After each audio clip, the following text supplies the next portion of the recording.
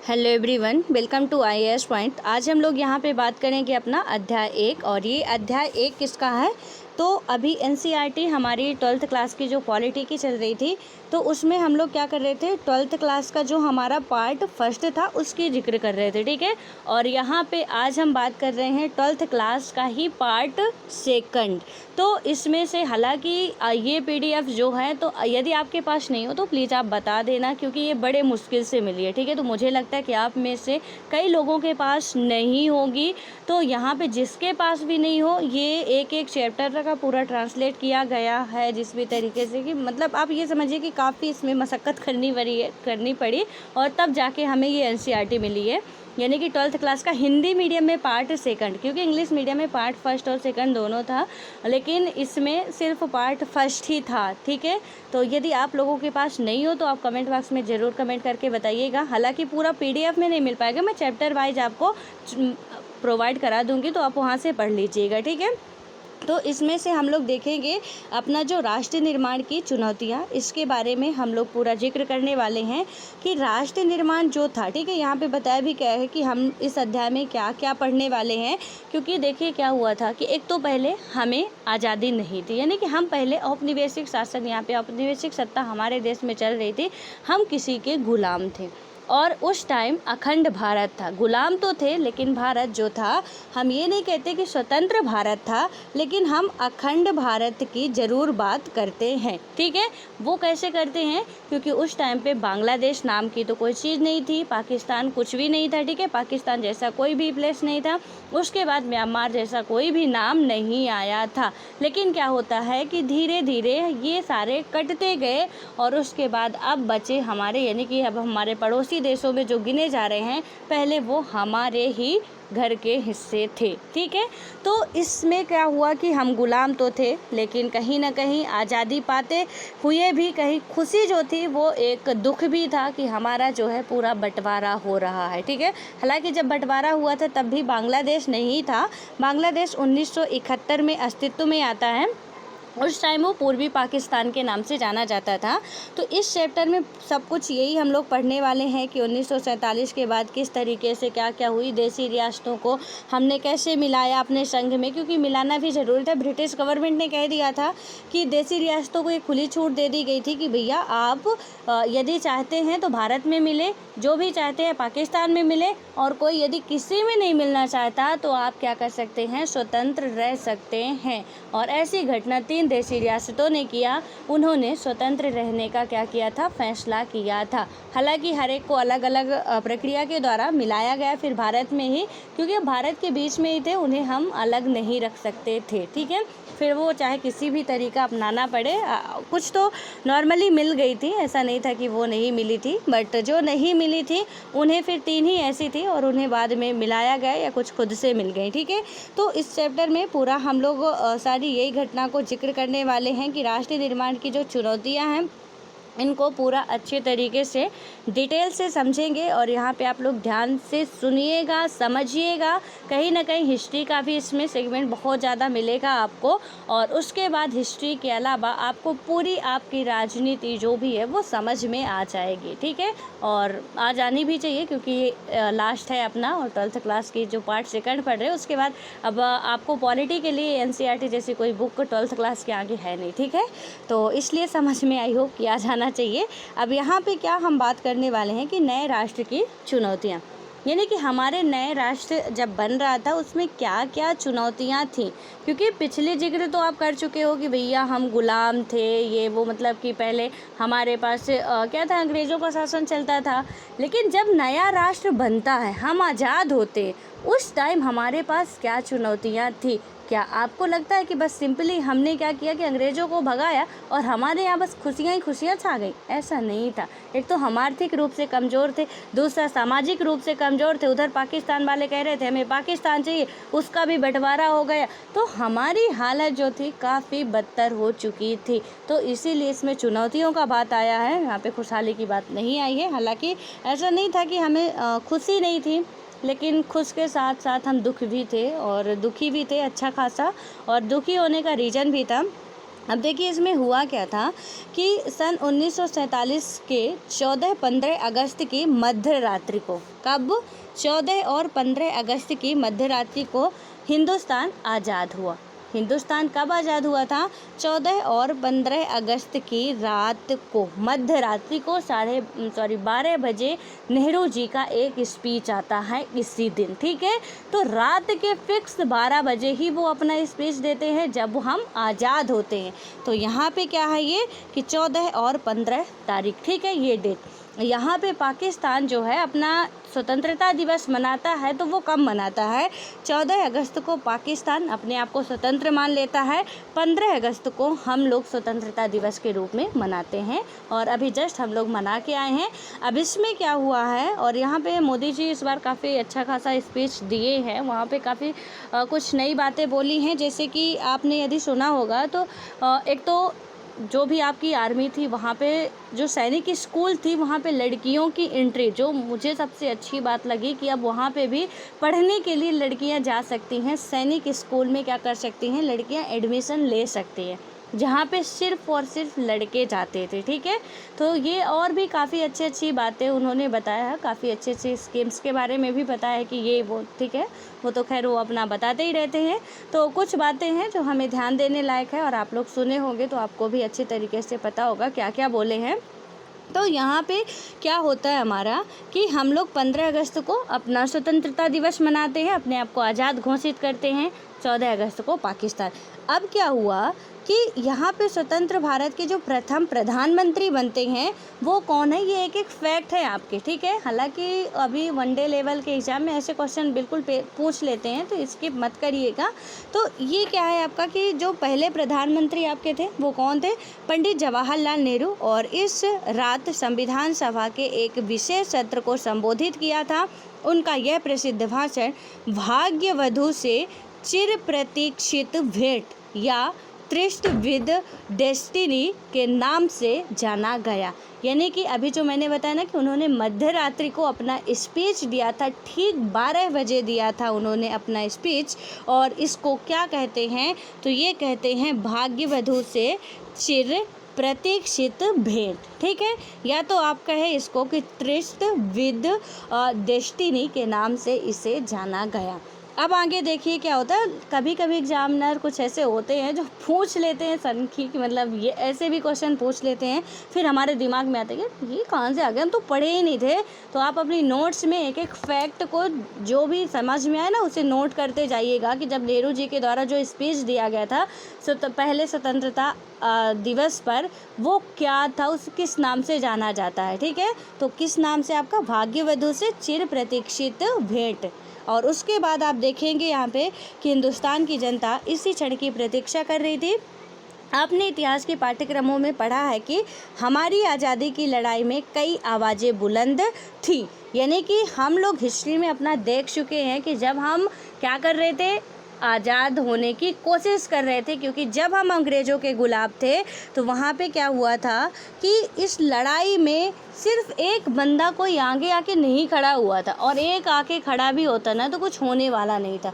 जब पूरी जनता को समझ में आ चुका था कि अब कुछ भी हो जाए हमें यहाँ से अपने इन अंग्रेज़ों को निकाल के फेंकना है, और तब सब एकजुट होकर वहाँ पे क्या करते हैं कि संघर्ष करने की कोशिश करते हैं। कोशिश क्या करते ही हैं पूरा, ठीक है। कुछ हालांकि हम इतना टाइम लगा हमें अंग्रेज़ों को भगाने में, उसकी जो एक मेन वजह थी ना, जड़ थी, वो तो आपने कहावत सुनी होगी, घर का भेदी लंका ढाए।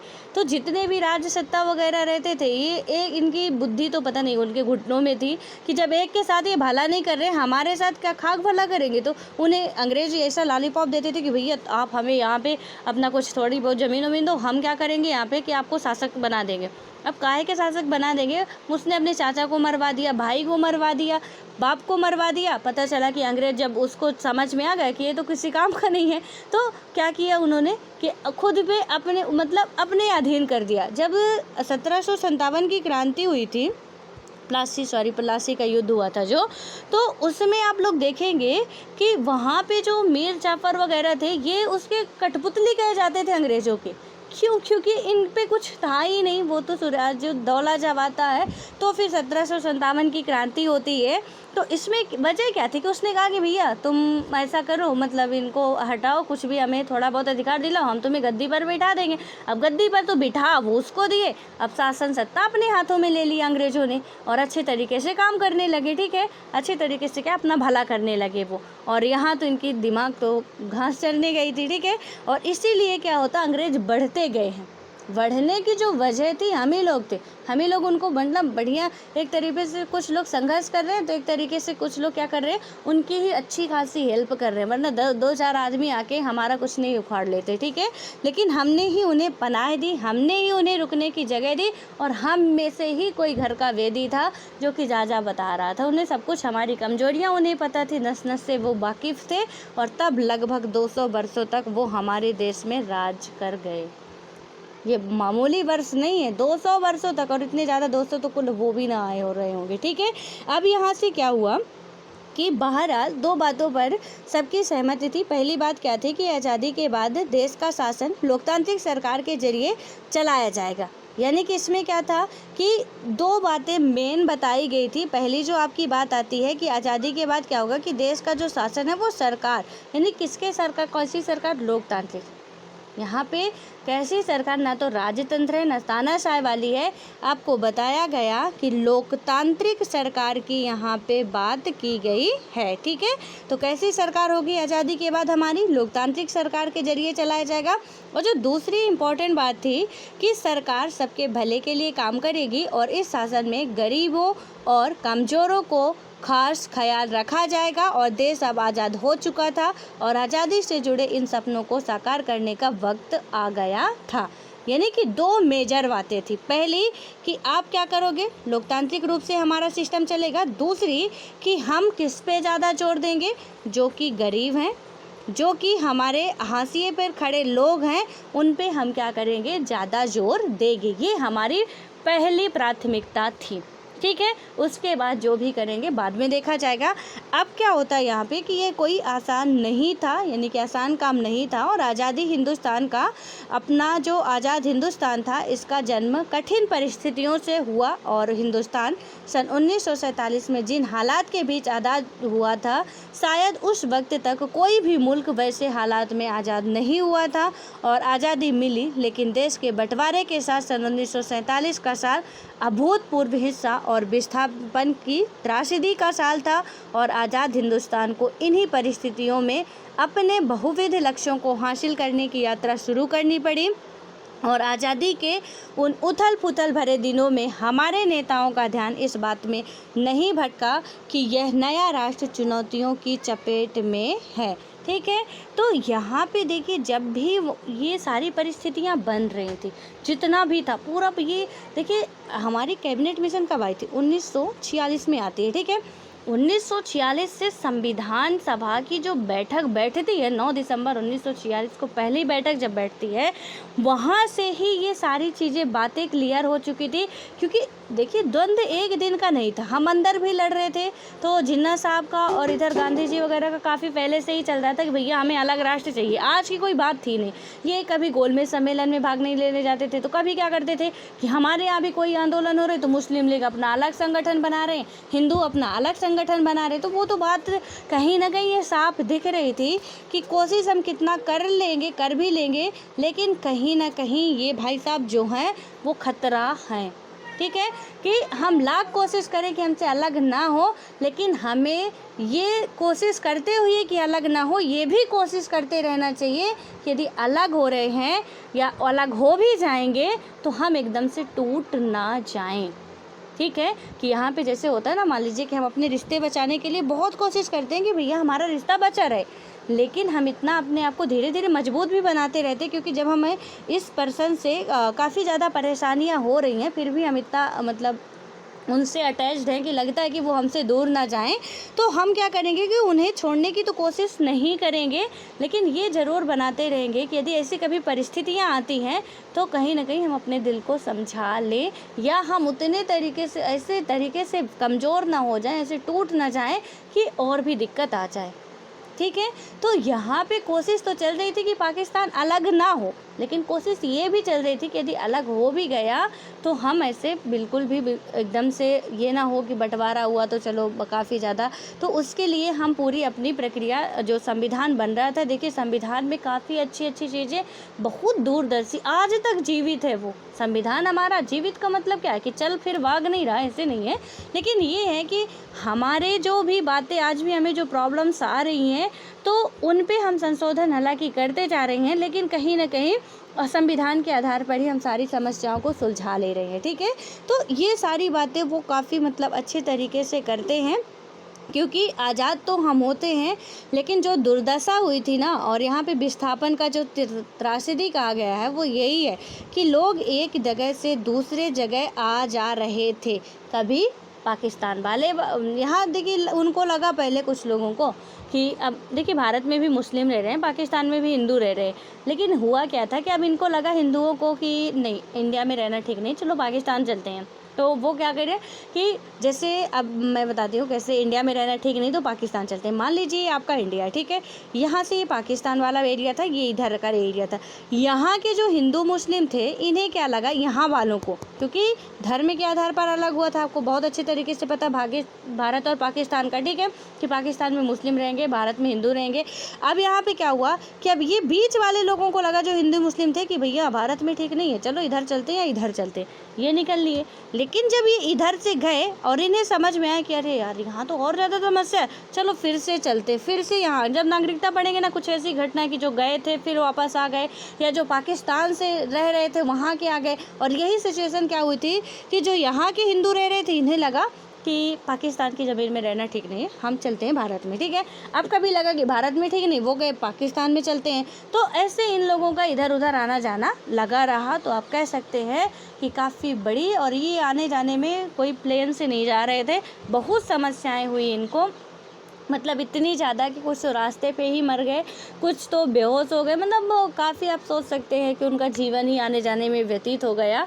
और काफ़ी जितनी भी दिक्कतें थी, किसी को अपनी यहाँ की पैतृक संपत्ति छोड़नी पड़ी तो किसी को अपनी यहाँ की छोड़नी पड़ी थी, ठीक है। अब उसके बाद यहाँ पे कुछ चुनौतियाँ दी गई हैं, देखते हैं वो कौन कौन सी चुनौतियाँ हैं। और ये गांधी जी का स्टेटमेंट है। यहाँ पे उन्होंने कहा था कि कल हम अंग्रेजी राज्य की गुलामी से आज़ाद हो जाएंगे, लेकिन आधी रात को भारत का बंटवारा भी होगा, और इसलिए कल का दिन हमारे लिए खुशी का दिन होगा और गम का भी। देखिए कितनी बड़ी दुर्दशा है कि हमें इतने दिन बाद खुशी मिल रही थी, वो भी इस तरीके की खुशी मिल रही थी कि ना तो हंस सकते थे ना रो सकते थे। तो ऐसी सिचुएशन में आप समझ सकते हैं कि कितनी बुरी हालत होती है कि गांधी जी हालांकि नहीं चाहते थे, लेकिन सरदार जी ने, जब जिन्ना जी ने जिद कर दिया, उन्होंने कहा था कि भैया अब लेना चाहोगे तो भी हम बंटवारा करेंगे, और नहीं लेना चाहोगे तब भी हम बंटवारा करके रहेंगे अब, ठीक है। क्योंकि वो होता है ना कि जब हाथ की एक उंगली, मान लीजिए पूरे शरीर में किसी, कहीं हमारे एक हाथ की एक उंगली ख़राब है और लग रहा है कि आने वाले दिनों में पूरा हाथ ख़राब हो सकते हैं इस उंगली की वजह से, तो बेहतर और बुद्धिमत्ता यही कहती है कि उस उंगली से अपना मोहब्बत छोड़ के उससे कटवा देना ही अच्छा होता है। यानी कि आप मेरे एग्जाम्पल से समझ रहे होंगे कि इन फ्यूचर यदि हमने आज इन्हें अलग नहीं किया और इनका यही रवैया रहा, तो आने वाले टाइम में हमारे घर में ही इतनी लड़ाइयाँ होंगी कि लोग आपस में ही भिड़ते रहेंगे, आपस में ही हम ये हैं, हम वो हैं, हम ऐसे हैं, हम वैसे हैं, इसमें ही सब मर जाएंगे।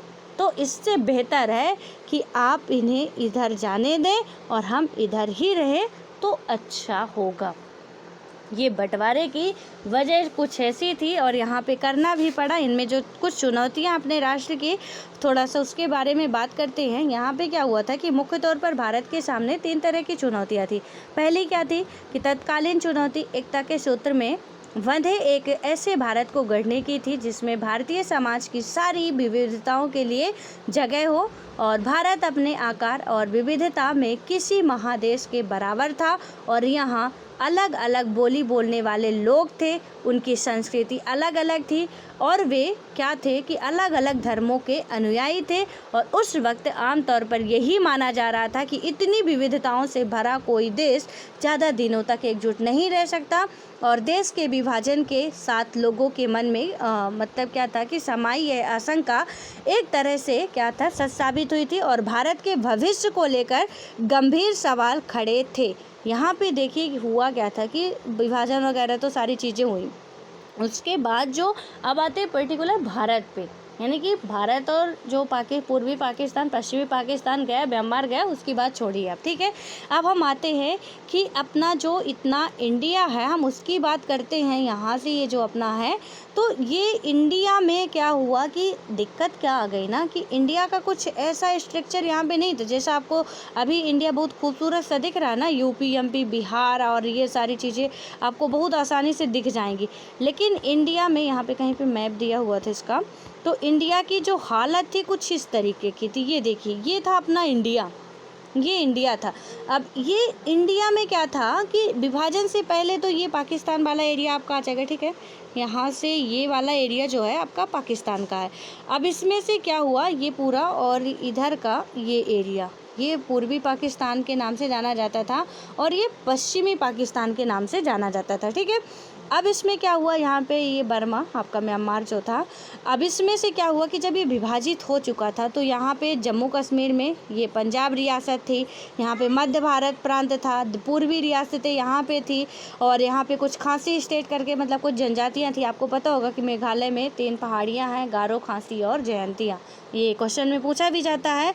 और कुछ में ब्रिटिश शासन था और यहाँ पे राजपूताना शासन चल रहा था। यहाँ पे देखिए कहीं ऐसा यूपी एमपी जैसा कुछ आपको दिख रहा है कि कहीं पे है, कहीं पे ऐसा कुछ था नहीं, ठीक है। ये मैसूर आपकी रियासत हो गई थी, मद्रास रियासत हो गई थी, हैदराबाद हो गई थी, बम्बई हो गई थी, ये मध्य प्रांत वाले हो गए थे। तो इस तरीके से इनका क्या चल रहा था, पूरा हमारे देश का जो सिचुएशन था कुछ इस तरीके का था। अब तो ये तो ठीक है कि चलो हम तो यहाँ पे डिवाइड इसे कर चुके हैं, ठीक है। लेकिन अब बात आई कि इसको कैसे भैया एक करें, जो इतना मतलब 2-4 उसमें देसी रियासतों में बटे हुए 552 रियासतें थी, अब हम उसको कैसे मिलाएं, ठीक है। 52 थी या 92 थी, कुछ थी, देख लीजिएगा आप लोग, शायद देखिए कहीं पे आएगा यहाँ पे, तो 552 या 92 थी। तो इसमें क्या हुआ कि अब दिक्कत ये आ चुकी थी कि इनको मिलाया कैसे जाए, और यही था चुनौतियाँ जो हम अभी देख रहे हैं। 3 चुनौतियों में से एक चुनौती यही थी कि अलग अलग धर्म के लोग रह रहे थे, अलग अलग समुदायों के लोग रह रहे थे। तो ये देशी रियासत सरदार वल्लभ भाई पटेल जी को दिया गया था राष्ट्र के एकीकरण की बात कि आपको करना है, और बखूबी वो कर भी लेते हैं, ठीक है। कोई बहुत बड़ा इशू नहीं था। सारी देसी रियासतें ऑटोमेटिक यहाँ पे मिल जाती हैं, बट कुछ जो 2-3 थी वही अपना मतलब थोड़ा रंग दिखाते हैं कि हम अलग रहेंगे। और उसके बाद क्या होता है कि अब जब एक हो गए हैं, अब करना क्या है हमें कि कहीं ना कहीं राज्यों के बीच भी हमें सीमा का निर्धारण करना है। अभी राष्ट्रों के बीच तो हम कर चुके कि ये डिवाइड हो गया, चलो ठीक है, यहाँ से रेड क्लिफ लाइन ये वो सब कुछ हो चुका है, ठीक है। अब हमें क्या करना है कि हमें हमारे राष्ट्र के अंदर हम उसको कैसे एक, जैसे यूपी है तो यूपी के लिए हमें एरिया डिसाइड करनी पड़ेगी ना, कहाँ तक यूपी कह दोगे आप, क्योंकि अभी तो यूपी जैसा कोई नाम ही नहीं है ना। अब यूपी कहाँ तक कहोगे आप, केरल की बात करना है तो वहाँ तो आप देख रहे हो मद्रास प्रांत है, अदर आपकी देसी रियासतें रह रही हैं, तो आप उसको कैसे डिवाइड करोगे। तो इनकी भी सीमा का निर्धारण करना था। ये भारत आज जैसे नहीं आपको दिख रहा जैसे है यहाँ पे, ठीक है।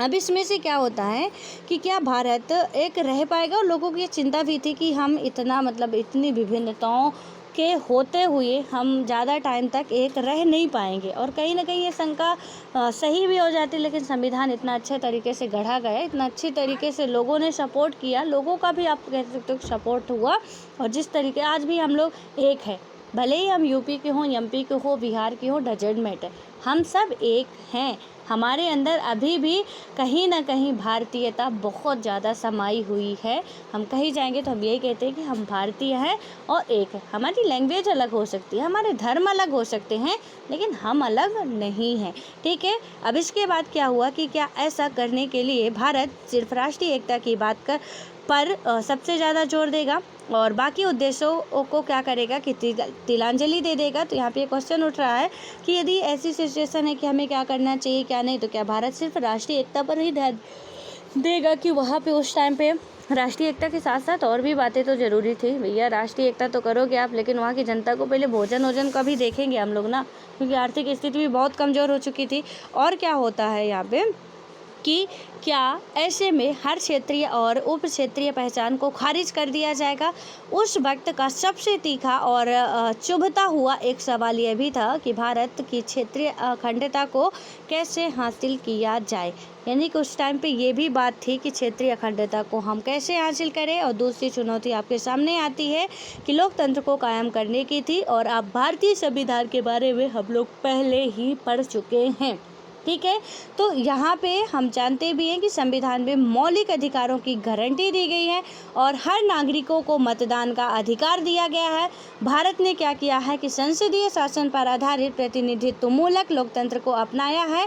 और इस विशेषत्व से क्या हुआ है कि यह बात सुनिश्चित हो गई है यहाँ पे कि क्या होगा कि लोकतांत्रिक ढांचे के भीतर राजनीतिक मुकाबले होंगे।